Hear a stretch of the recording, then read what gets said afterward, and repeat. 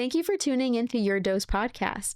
This series is sponsored by the Community Foundation of Greater New Britain. CFGNB connects donors who care with causes that matter. Their mission is to inspire philanthropy, manage permanent charitable assets, and address key community issues through strategic leadership. If you're interested in sponsoring our Your Dose podcast, make sure to follow the link below. Welcome back to Your Dose. We're the plug for all things prevention. And I'm your host, Anaida Ruiz Leon. And today we have Thorn, Jeremiah. And today's prescription is Pride Month. So by the time that this episode comes out, it's going to be in mid-June. And we just have some cool questions that we're going to be asking.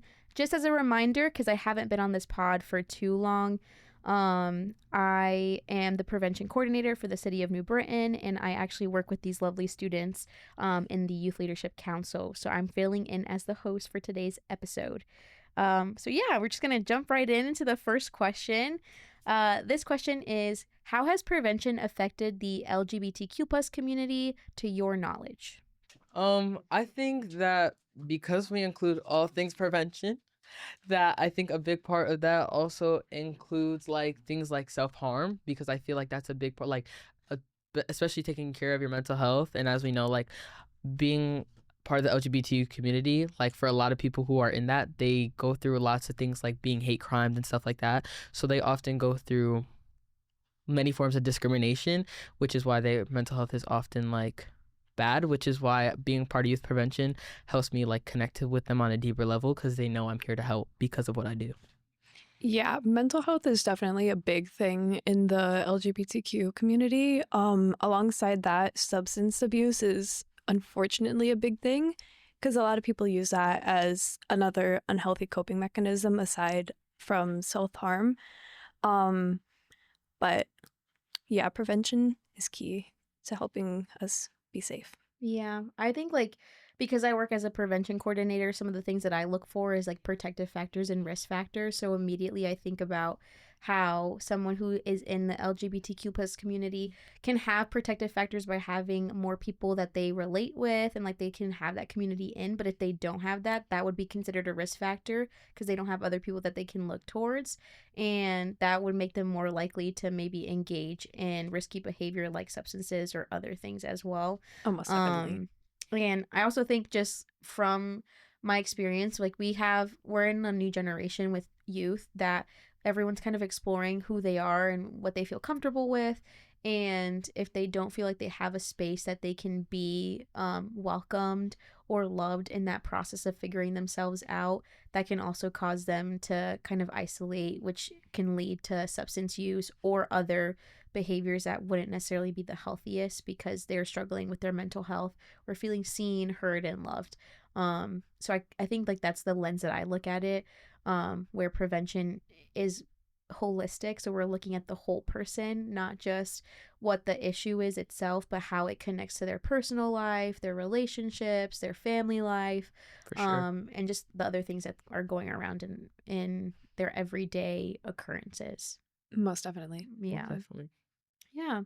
Do you guys have anything else to share? I can go into the next question. I think you can move on. Yeah? Okay. You covered like all the bases there. So the next question that's on here is, what was your experience coming out or someone coming out to you? So we have a lot of young people who are our listeners in this pod. So I like to think of just like, we're going to have students who are going to come into a new space with other people and might not have experienced someone coming out to them yet. So if you guys had a friend or know of someone, you guys can talk about that, or just something where we can kind of embed that for our younger listeners who may have been really secured in certain areas and then not exposed to this kind of conversations or people around them yet. It's definitely easier to come out to friends, especially if you've known that person for longer. Mm-hmm. Because once you're like in it with them, then what are they going to judge you for? Mm-hmm. They're there when you're at your lowest. They're there when you're highest. They're there when you have to go through a crappy teacher. But family, it can definitely be a lot harder, especially if there's other factors involved, like political view, religious views, stuff like that. If you think that going and coming out to them will put you in an unsafe situation, don't come out. That's honestly the best advice I can give, because you don't want to get hurt. You don't want your family to get hurt.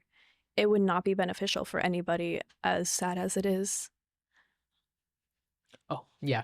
Um, for me personally, I've never really had someone like have to come out to me per se, because I feel like we already established like a relationship where like it wasn't something that they like, it wasn't like a had to be a big conversation, like okay, this is who you are, and that's perfectly fine with that. And I'm really glad that they have that space for me where like it's something casual and doesn't have to be like a big conversation where it's like, well, now we need to like rethink our relationship, because that's never going to change based off of who you like, because you like who you like that's none of my business. And I'm so happy for you that you've discovered that for yourself. And also, I want to go off of what Thorne said, that I think it's very important that you pick and choose who you tell, because at the end of the day, you have to put yourself first. And I understand that if you may feel like you need to tell somebody, make sure that you make friends and find people, those people who will support you no matter what. But if those people don't happen to be your family, even though it sucks, I think that it's important that you shouldn't feel the need to like almost out yourself in a sense, because you wouldn't be comfortable, because after the fact, it wouldn't be beneficial for you. Yeah. That kind of makes me think of like a follow-up question. I don't think it's on, well, it kind of is on the third part of it, but before that, it's like, do you guys feel like your teachers or like your safe people, your like the highlights, I'm kind of thinking from like the prevention coordinator like cap right now. So do you feel like the adults in your lives, whether that's like teachers or mentors, they're more accepting to people in the LGBTQ plus community right now, or is it kind of mixed? Some more than others, for sure. Yeah, it Okay. definitely depends on the kind of teacher, because I have a teacher who's openly like he talks openly about his sexuality, so obviously kids are going to feel comfortable about to like telling him and being comfortable just in that setting with him. But other teachers could definitely be less accepting, and as bad as it seems, there's definitely some ways that they could try to use that against the student, especially with telling their parents, which that's unfortunately been happening recently. Okay. But with like after establishing a bond with somebody, especially an adult, it's good to tell that adult if you feel that comfortable with them. Especially, I've said especially so many times. You're okay. But like someone like you and Omar, I feel like definitely would tell. Yeah, and give Thank us you. that space if you felt the need to come out to you. But Yeah. I feel like for me, I have some teachers who like, you almost in a sense, you don't need them to say, oh, I'm okay with you being gay, because they like, or being queer, because they give you that space already and make sure that you have that relationship with them. But then I have teachers who won't necessarily say it, but you can very, very much tell. Like, I have a very conservative teacher. He won't admit it, obviously, because I don't think he's allowed to, but like, but like, it's the sense that like, you have, that's why you have to pick and choose, like I previously said before, because I feel like while you will find some teachers who are very accepting, you will definitely find teachers who aren't. And especially if they're like very homophobic, like they could use that against you for like your future. Like, because even though necessarily I don't personally think that grade should affect you for the rest of your life, I feel like they do, because of like the opportunities you'll get by having good grades. But I feel like telling a teacher that would openly like, that wouldn't openly, but would like, that could directly affect your grades, which would affect your future. So indirectly affecting your future, which is what I'm essentially saying, which is why it's important that like that you create those boundaries with certain teachers.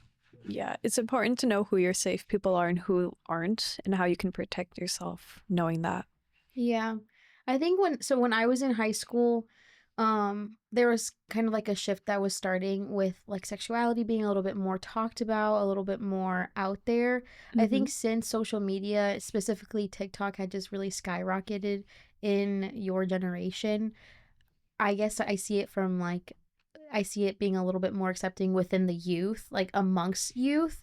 So there's a little bit more of like a commonality between friends to just know like, yeah, there's more than likely a chance that you have a friend or two that's in this community and that identifies with this group of people.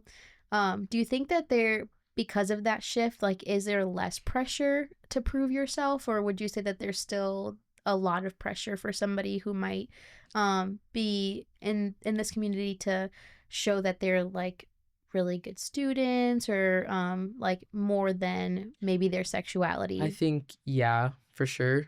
Especially like for someone who has like queer and like gay friends, like as like more specifically guys, they have like something more to prove that they're more than just like a guy who likes guys. And Mm, I feel like that's important that that's talked about because I think that there's this stigma around gay men that says like you're not a real man because you like this or like mm, that, which I don't think is fair. Well, I'm coming from an outside perspective, so I'm not really sure how they feel 100%. But I think that it's important that like it's talked about to like to show that like trying to find the words. mm-hmm. They basically want to prove that they're more than their sexuality, Right, that basically. Yeah. like to make sure that they don't have to like prove all the time that they're more than just another gay guy. Yeah. Mm, It's almost like they don't want to fall into stereotypes, honestly. Like, as yeah. bad as it seems. Yeah, I know that we had a student that talked about this, like feeling this similarly in a previous pod. If you guys have been tuning into our other episodes, Which you should be doing. Mm-hmm. which you I- should be, please Yep. tune in. Um, but they talked about how there's a lot of pressure with like proving yourself and they kind of fell into proving themselves through sports and through volleyball and like doing really like well in that sport because they felt like they were only seen in one area. So it's just interesting to see that there's like still like a difference in age groups between that former student and you guys, and to see that that's still something that's very present and very loud with like what I might see as like more accepting comparatively to my old like Right. youth group to Yeah. your youth group. People are definitely still accepting. I feel like it's much more on social media, though, because on social media, you'll see only the highlights of what people experience. You're not Mhm. going to see anything that's negative. And so for a lot of students who might be LGBTQ, they might see that and think, oh, then it must be like that where I am. Mm, But sometimes it's not like that, yeah. and it makes it much more difficult. Yeah, that's a good point.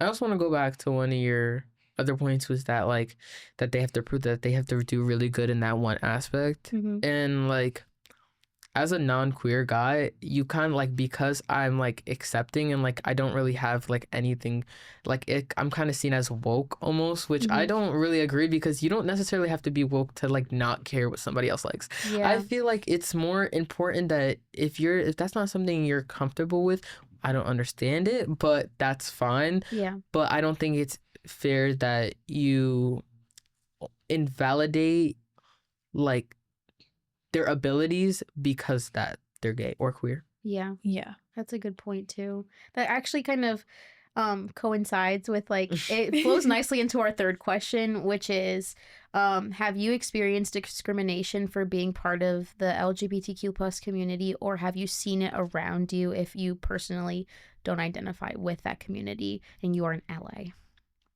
There's definitely a lot of discrimination that happens. You can see some of it online if it's not censored. But there's a lot that people don't want to show, especially within families. I've had some, I wouldn't call it discrimination, but definitely some moments where it's like some family members poke fun at me for it. Mm. They're kind of like, oh, you're pansexual, you like pans.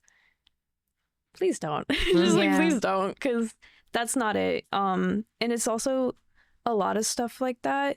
It's repeated, it's like repetitive, and it just grows more annoying than anything. Like, I get it's a joke. It doesn't feel like a joke though Yeah. after like hearing it for so long. And then I've definitely seen from some friends that their family members, whether like they've come out or not, or if it's like suspected about them, their family members definitely have acted different towards them. Yeah. That's not okay to do. Mm-hmm.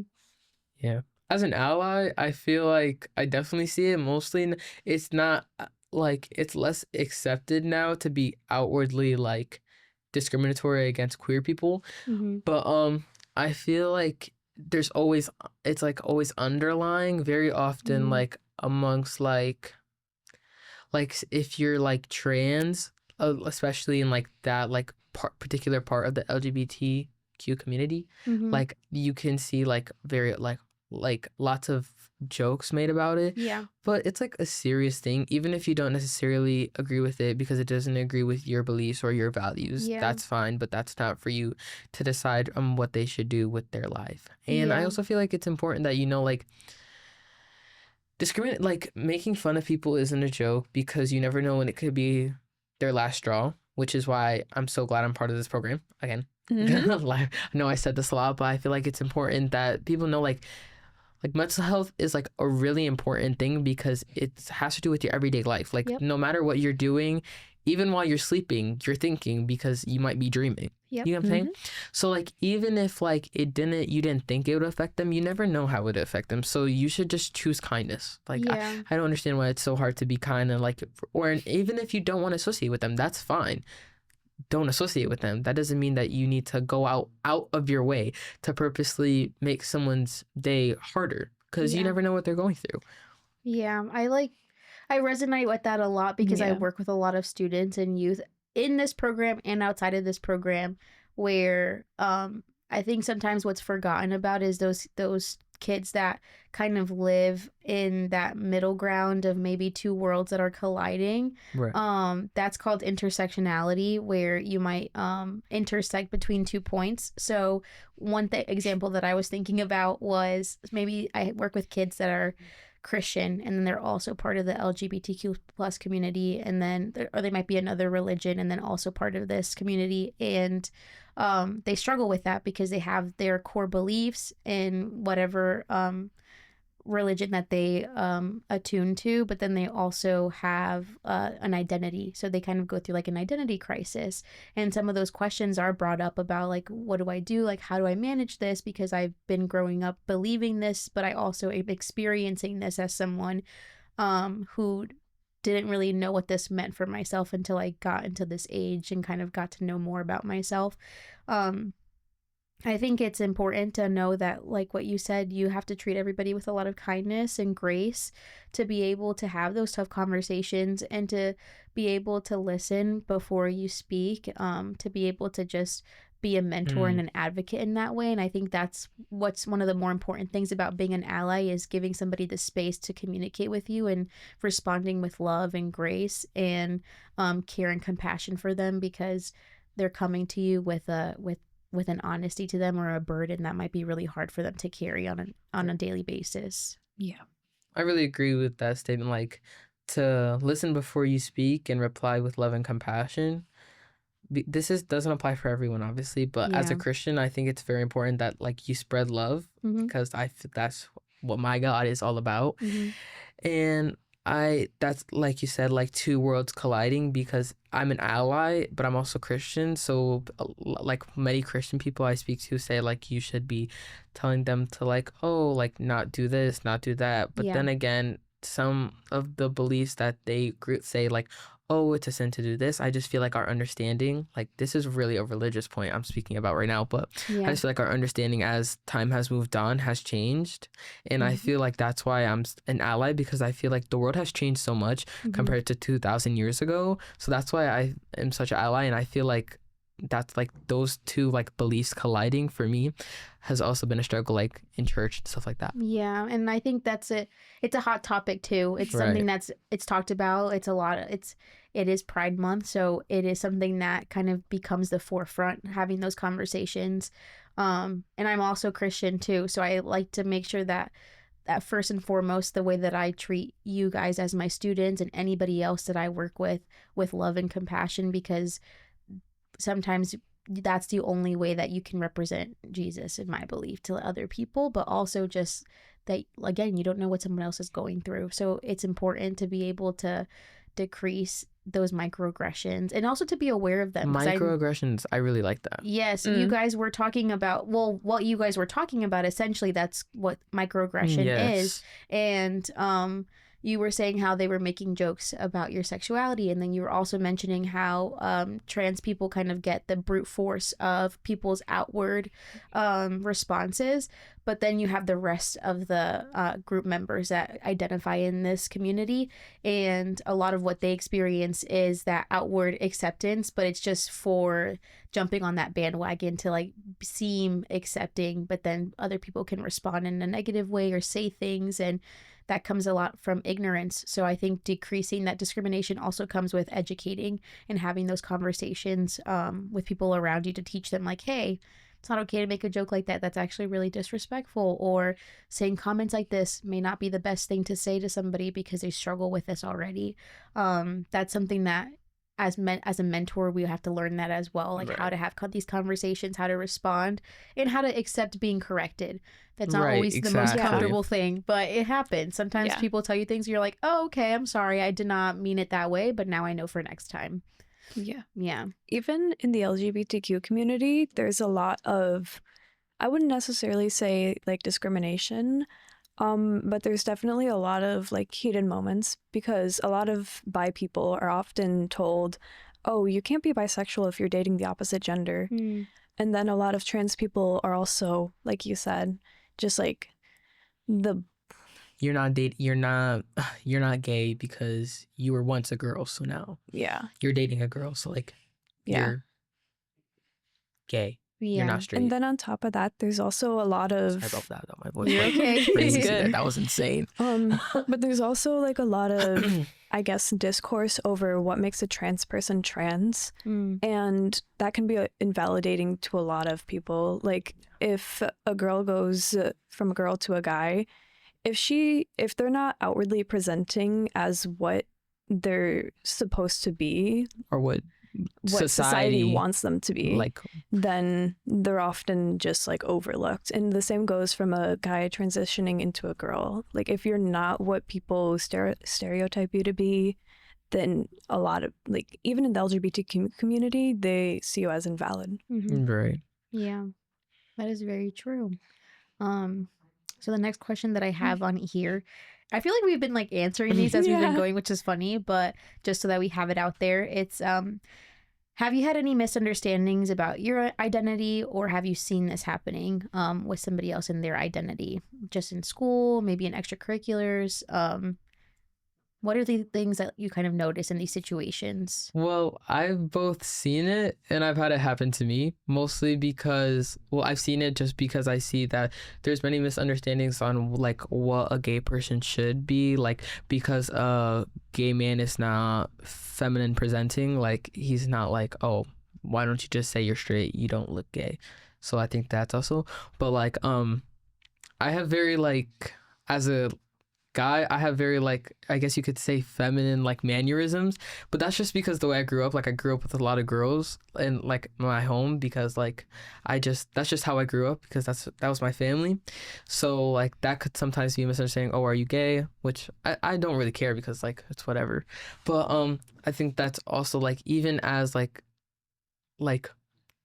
misunderstanding comes in all forms, like no matter what, but like especially for the LGBTQ community, especially, you can often feel misunderstood because people aren't like you and people don't like to understand things that they themselves aren't.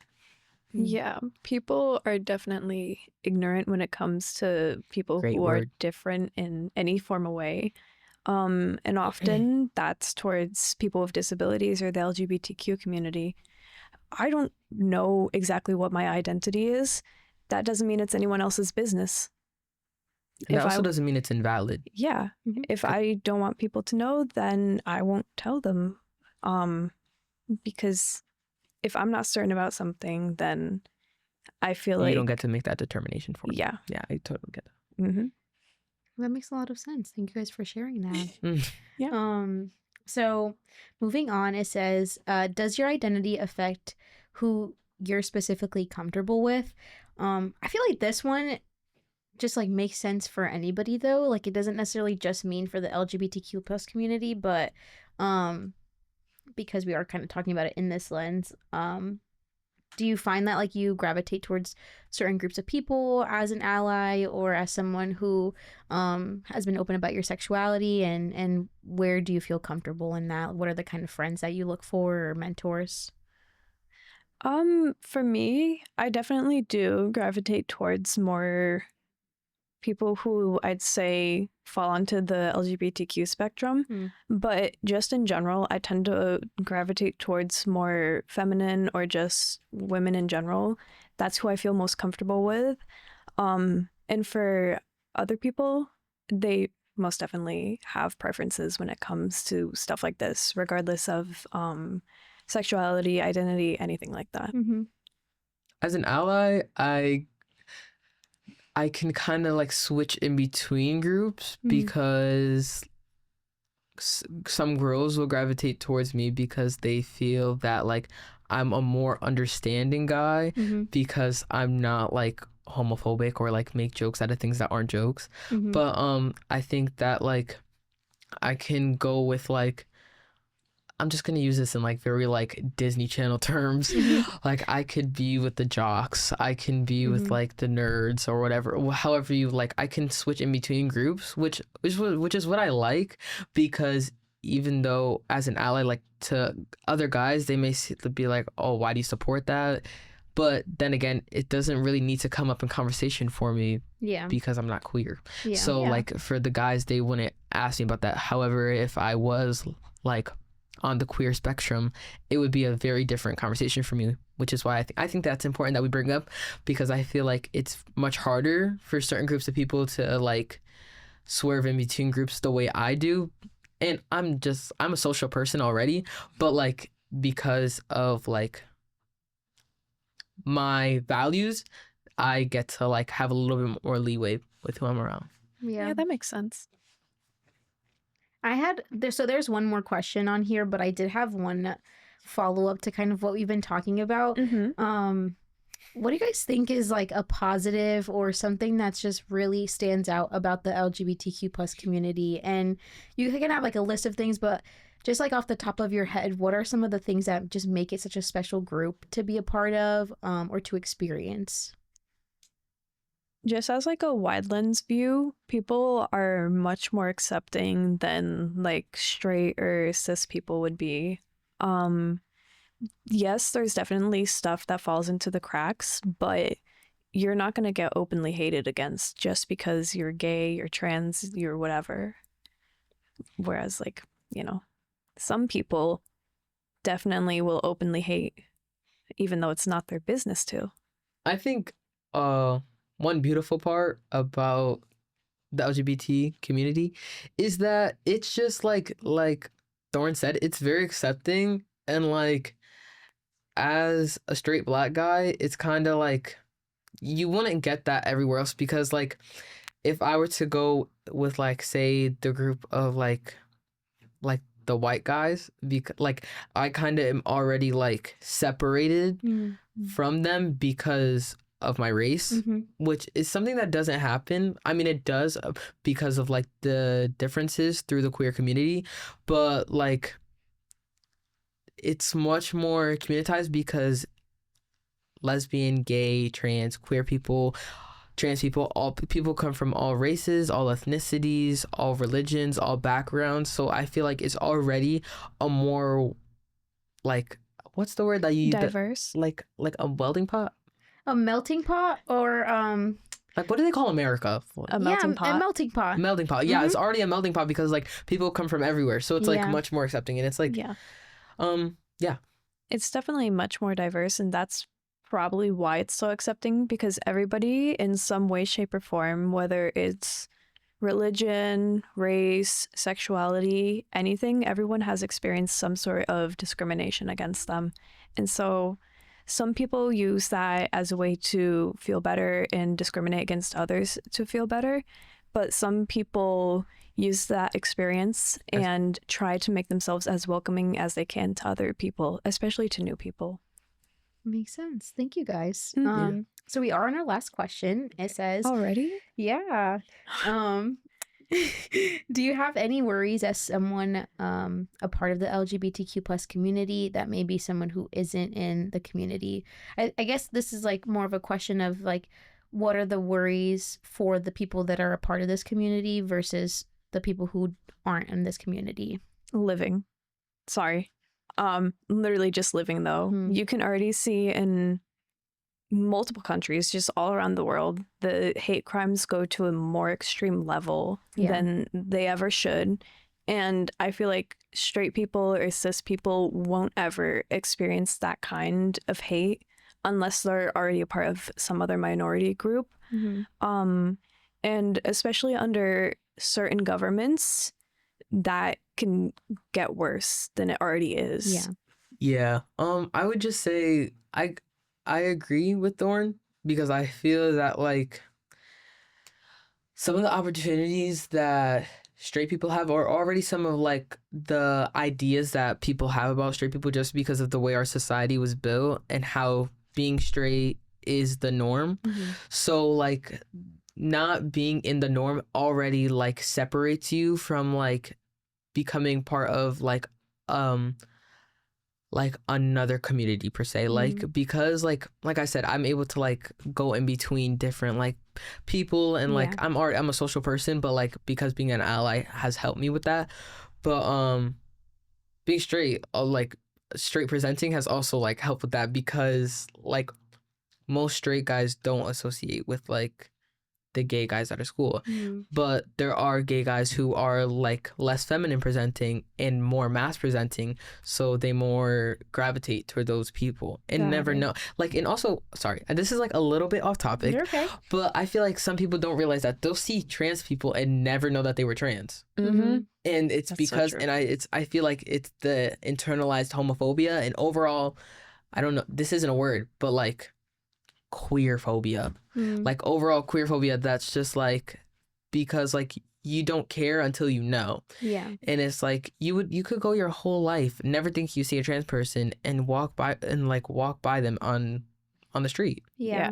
and you would never know. And it's just like it shows that more like it's less of, while it's also like of what you see, it's also more of how you perceive. Oh well, no, it's more of what you see and less of what you know because you couldn't, because if you didn't know that they were trans and you just saw them as either very femme or mass presenting whatever gender that they align with, Mhm. like presenting that way, then like it's more easy for them to like be like, oh well, then they're normal. Yeah. So Yeah. That makes sense. All right. So, usually the way that we end episodes is by giving a piece of advice to our viewers. Usually they're around your ages. So what's something that you would like to leave the audience with?